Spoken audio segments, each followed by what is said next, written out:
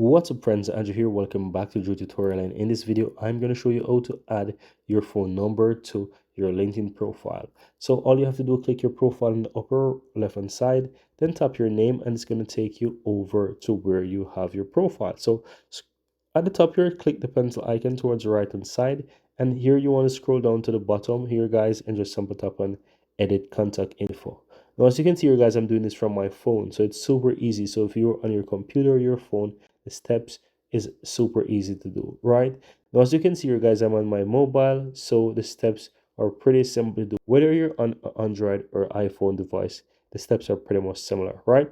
So once you scroll down in this section, you have a section called phone type. Just simply go ahead and select that phone type, and you can say, for example, it's my mobile, right, or work. Type that in, and then from here at the top here we'll have your phone number. You can just put in the phone number what you want to add. I'm going to make up something there. All you have to do is just simple tap on save, and that phone number is added.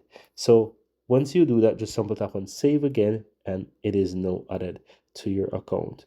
And you might be wondering, okay, now that I add the phone number, where can I find that details?